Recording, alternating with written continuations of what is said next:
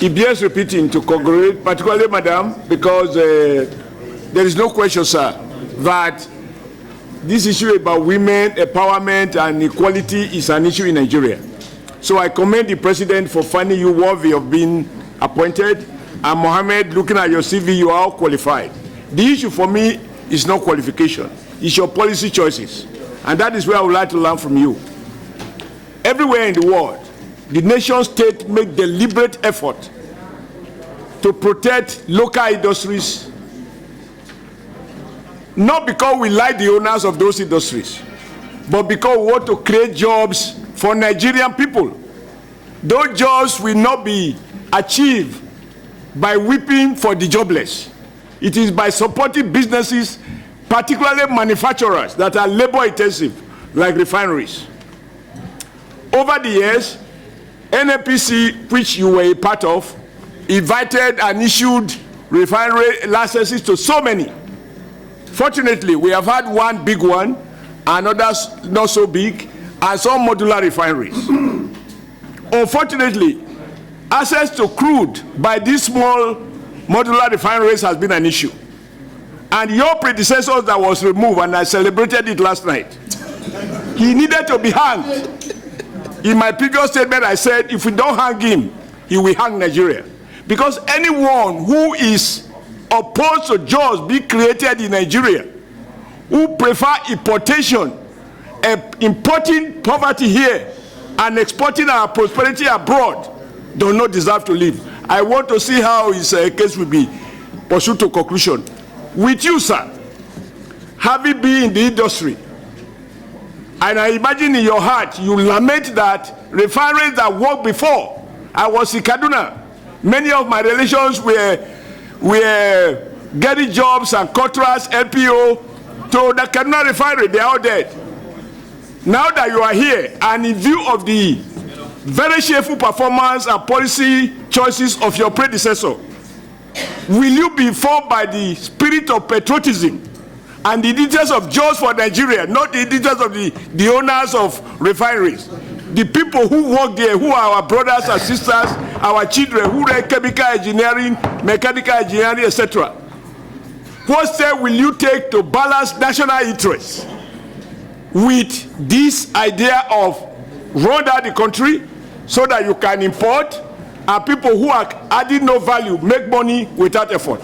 But I want to congratulate you, and more importantly, salute our president for acting properly without allowing for a vacuum. And I'm still going to drink tonight because of the removal of Faruk. They're on the same line.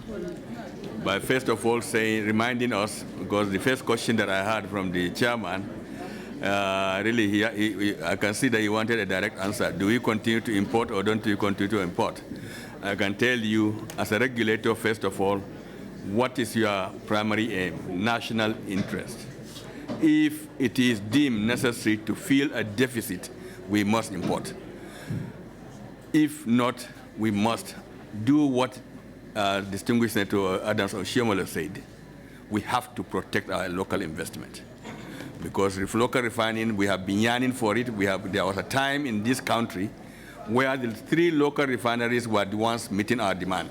As a matter of fact, the 4th refinery that came into Port Harcourt was for export. And that's why we built the Boni Export Terminal. The products were supposed to be exported, and behold, we started exporting. So really, that is the joy. Finish, meet up your local requirements and export, certainly. But at the same time, we have to protect our local investment. Otherwise, we will see them go the way the textiles went, if I'm not mistaken.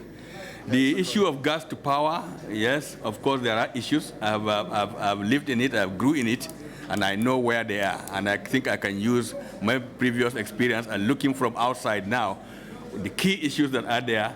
First of all, we must establish a discipline in running our network in this country. You cannot afford to be giving gas on best endeavor basis. Gas is a commodity that is sold before you even start producing it. So there must be contracts, there must be handshakes between the producer to the transporter to the eventual user. There must be contracts. And that is why today the only power plant that is enjoying uninterrupted gas supply is the one in Benin. I've forgotten the name. Because there are contracts, and everybody knows the consequence of not meeting any of the obligations of the contract. Yes. So enforce contracts, enforce what we call the network code. Because when I was MD of Nigerian Gas Company, we saw it coming, that we know that the network will develop to an extent where it may end up chaotic. And that is why we developed network code. We have to implement and operationalize that network code. That's where the discipline is. As to what can we do differently, of course, there are many things that we can do differently. And I said one in my introduction, that the vast of investments required in the midstream are enormous. How do we get people back in the midstream? How do we get, for example, transporting our petroleum products more efficiently by bringing back the pipelines? How do we get gas processing plants adequately installed to meet the demands of the local domestic market? Those are the kind of things. And most importantly also, which is very key in terms of quality enforcement, quality is key in what you do. You cannot just be selling products into the cars or trucks without knowing what quality it is. We have established quality. So Standards of the Organization of Nigeria has it. We have to enforce that. But you cannot enforce quality when you don't have a laboratory. You cannot rely on another third party to do it. So my first assignment, of course, is to look at what is available in the authority. And if there is no laboratory, it will become a key investment that we must immediately do. There were questions on catchment areas. Of course, I leave that, but we will look at it. Also, the area where there has been this thing of lack of information. Obviously, we are new. When we get there, I look at what is the problem, and then we'll make sure that whatever this distinguished Senate lists, it will come here to you. And I must thank you very much. I have stakeholder management has been part of me. I've been in this business for a long time, and I think I cannot draw away that one. There is a lot of benefit for both sides to have that engagement and that stakeholder management as smooth as possible. Thank you very much. And our special advisor to the President on Senate matters, Senator Bashir Lado, ON. Let me say, first of all, a very big thank you. Unfortunately, I don't have any senator from Gombe that I can recognize, but let me now adopt the entire committee. Yaro, Yaro, you want to look distinguished? Yeah. Yeah, Banganka, sorry, please. Thank you very much. I was looking out for him, actually, because the others are very well familiar faces. Thank you very much. Thank you very much. I understand that the distinguished Senator Anjuma Goje and distinguished Senator Ombo are not available. But then, Ningi is Bochi. Thank you very much, sir. Thank you. Let me go back to appreciate the opportunity that has been given to me. My career life has all been in NNPC, right from day one, employed as engineer 2, immediately after NYC. And at that young engineer level, I was just doing nothing but other than supervision of construction of pipelines that were going on at that time.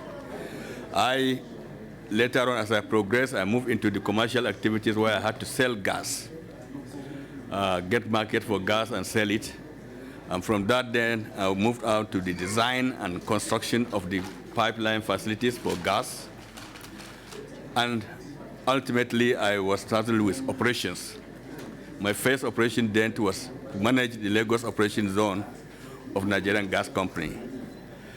From there, I moved on to be the Executive Director of Operations of Nigerian Gas Company, and ultimately I became the Managing Director of Nigerian Gas Company.